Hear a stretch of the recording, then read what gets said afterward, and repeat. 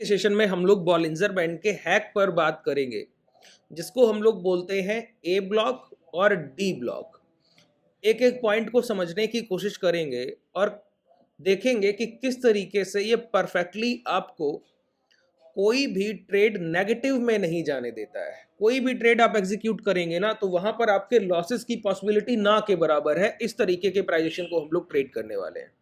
उस कॉन्सेप्ट को पहले समझेंगे, फिर आगे बढ़ेंगे। रिसेंटली हम लोग बैंक निफ्टी में अगर देखें तो 53,100 के पास ट्रेड कर रहे हैं, 53,100 क्रॉस करके। और ये जो मैंने ये लगा हुआ है ना, ये एटीएमआर लो लगा हुआ है। एटीएमआर लो देखिए, एक बार प्राइस नीचे आने के बाद दोबारा ऊपर लॉन्ग, टच करने के बाद लॉन्ग, दोबारा ऊपर लॉन्ग, फिर टच करने के बाद लॉन्ग। तो एटीएमआर लो से ये डिमांड उठती है।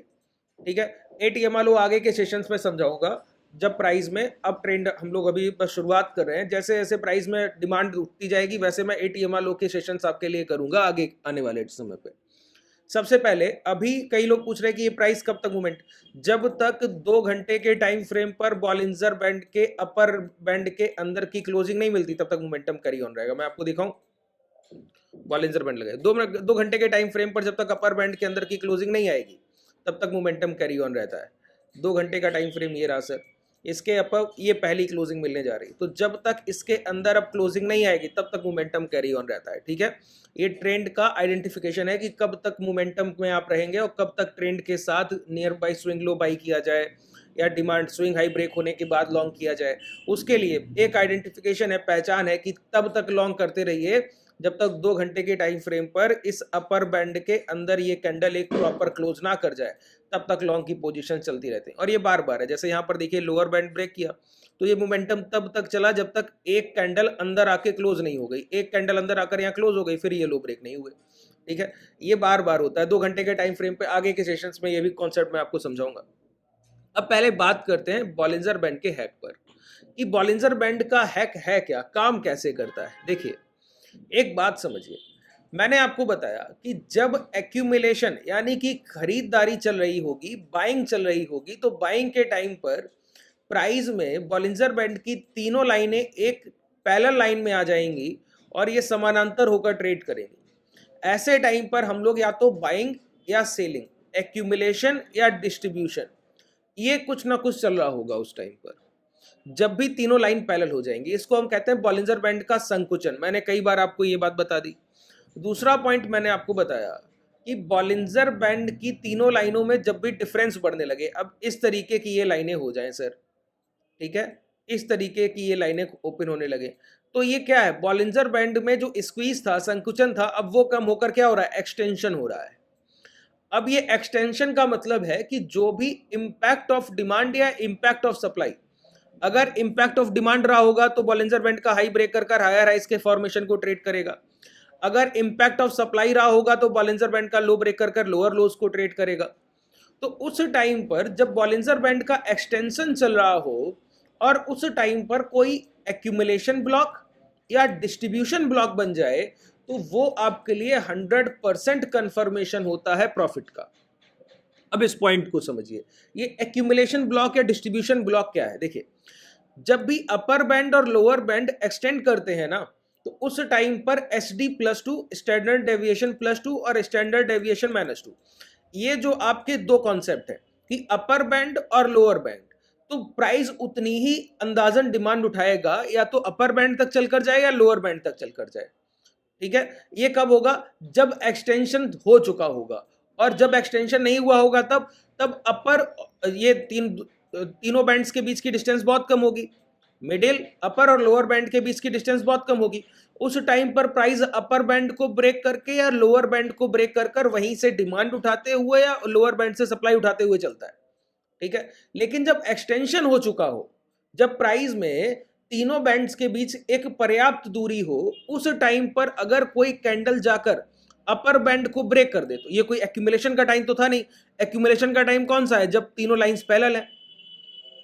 बात क्लियर हुआ। डिस्ट्रीब्यूशन का टाइम कौन सा है, जब तीनों लाइंस पैरेलल है या प्राइस अपने टॉप को टच करके गिर रहा है, अपर बैंड को टच करके गिर रहा है। दो कॉन्सेप्ट होते हैं।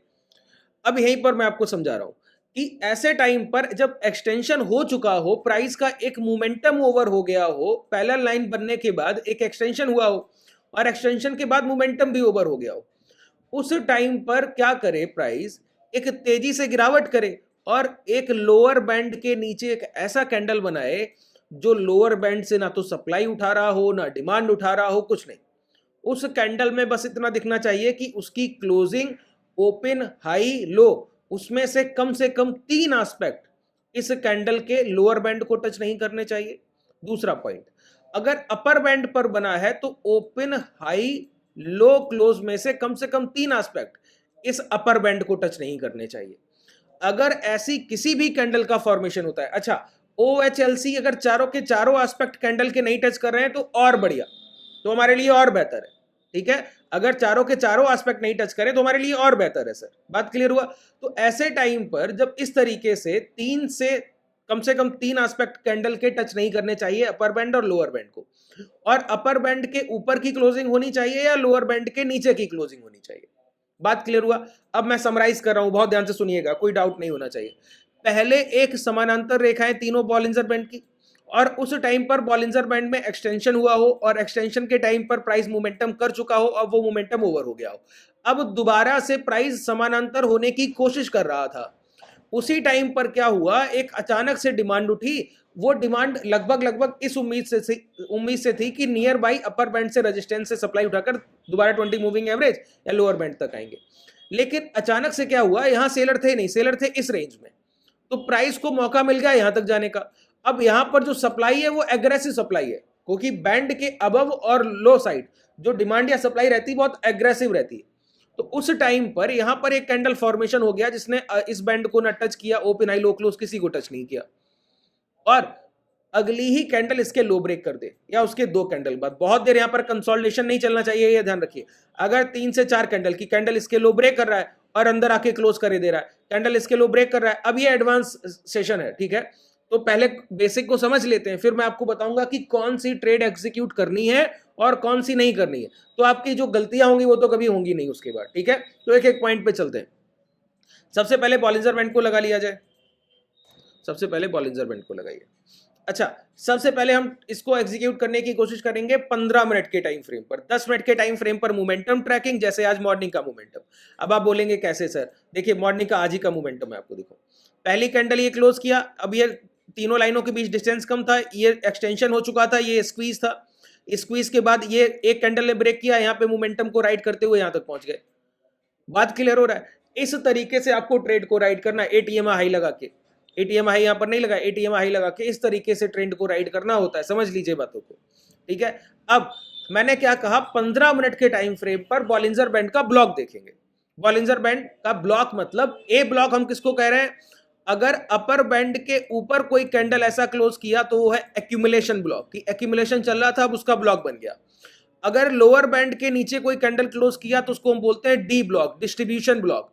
तो वहां से प्राइस अब दोबारा हायर साइड, कम से कम अपर बैंड तक, यहां से कम लोअर बैंड तक, कभी कभी तो लोअर बैंड को ब्रेक करके भी निकल जाता है सर। मैं आपको दिखाऊं, एक एक पॉइंट को समझिए, देखिए यही होता है सर, चीजों को समझने की कोशिश तो कीजिए।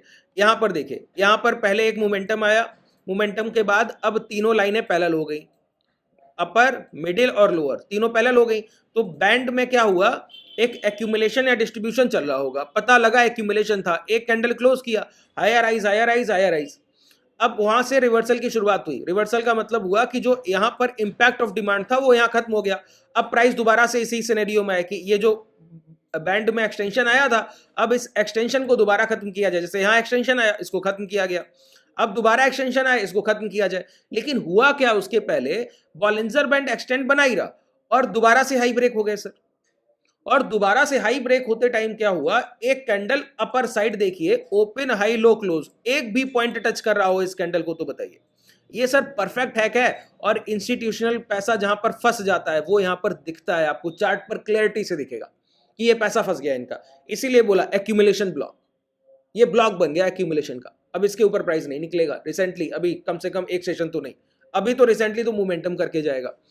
उसी टाइम पर जैसे ही कैंडल अपर बैंड के अंदर आने लगती है और इसके लो ब्रेक हो जाए, वहीं पर आप शॉर्ट करिए। अब ये 5 मिनट के टाइम फ्रेम पर भी आप कर सकते हैं, 5 मिनट या 2 मिनट, 2 मिनट को हटाकर 5 मिनट को अगर आप वरीयता देंगे एग्जीक्यूशन के लिए तो वो आपके लिए बहुत परफेक्टली आएगी। 2 मिनट के टाइम फ्रेम को आप सिर्फ एटीएमआ हाई और एटीएमआ लो पर यूज करते हैं। दूसरा, जब आप एचबीबी और एलबीबी को यूज कर रहे हो तब यूज करते हैं। इन कॉन्सेप्ट में आप 2 मिनट के टाइम फ्रेम को यूज करते हैं।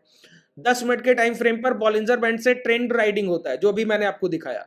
15 मिनट के टाइम फ्रेम पर ए ब्लॉक और D block intraday traders identification करेंगे, 5 मिनट के टाइम फ्रेम पर एग्जीक्यूशन करेंगे।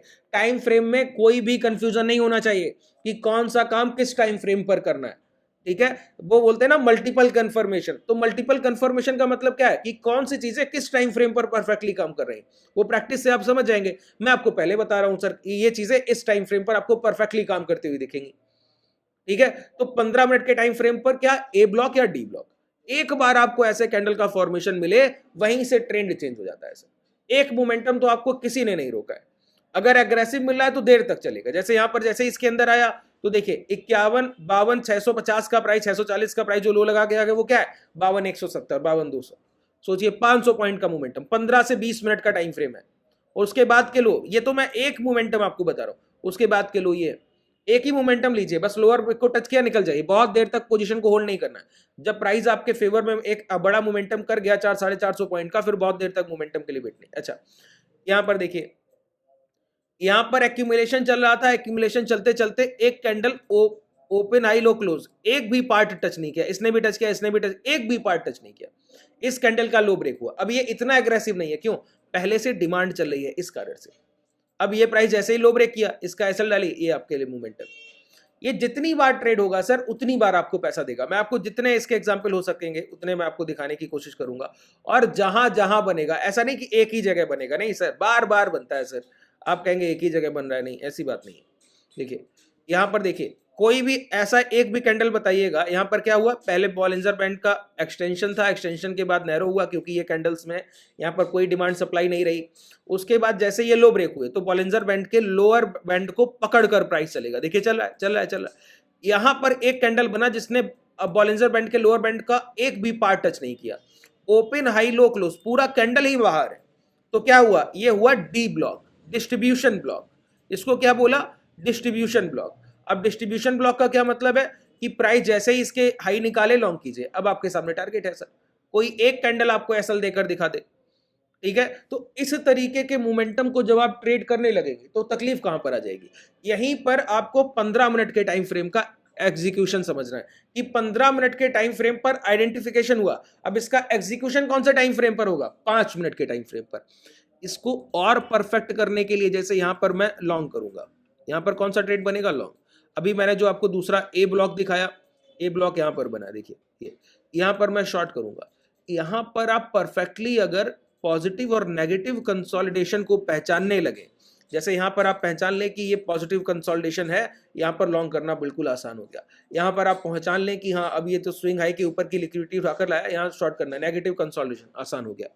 तो ये जो परफेक्शन है ना, वो मल्टीपल कंफर्मेशन से और बेहतर होगा कि आप 3-4 कंफर्मेशन पे अगर काम कर रहे हैं तो फिर तकलीफ नहीं आएगी सर, ठीक है। तो अब हम लोग अगले सेशन में समझेंगे कि इस ए ब्लॉक और डी ब्लॉक का 5 मिनट के टाइम फ्रेम पर एग्जीक्यूशन कैसे करते हैं, ठीक है। उम्मीद है बेहतर तरीके से समझ आए। ये मैंने आपको सिर्फ बैंक निफ्टी में बताया। अच्छा एक पॉइंट समझिए, ये बैंक निफ्टी या सेंसेक्स में ऐसा नहीं कि डेली बनेगा, महीने में 3 से 4 बार बनता है। लेकिन जब आप इक्विटी को ट्रैक करेंगे ना, तो आपको समझ आएगा कि कोई ना कोई इक्विटी आपको 10 बजे तक एक ना एक ट्रेड दे देता है। और मॉर्निंग के पहले घंटे में निफ्टी 50 लार्ज कैप निफ्टी 50 का एक आपका वॉच लिस्ट होना चाहिए, उसको ट्रैक कीजिए 15 मिनट के टाइम फ्रेम पर। कोई ना कोई पहले आवर में ही आपको एक मोमेंटम के लिए एक शेयर जरूर देता है, जरूर कंफर्मेशन के साथ देता है। वो 50 शेयर्स का एक लिस्ट बना लीजिए, वॉच लिस्ट, और उसको रखिए। ऐसे ही ट्रेड करते हैं सर इक्विटी। अच्छा जो लोग इक्विटी ट्रेड करते हैं, कहते हैं मेरे पास फंड कम है, पैसा कम है, तो उसके लिए मैंने आपको बताया कि आप इक्विटी में अपनी पोजीशंस ले सकते हैं। उसके लिए 5x का मार्जिन, और वो भी कैरी फॉरवर्ड, कि आज पोजीशन लीजिए, ये नहीं इंट्राडे में रखना है, नहीं, 3 महीने तक होल्ड कीजिए, 3 महीने के बाद पोजीशन को रिवर्स करके दोबारा खरीद लीजिए, अगले 3 महीने क्वार्टरली सेटलमेंट करता है सेबी, इस वजह से ऐसा करना पड़ता है।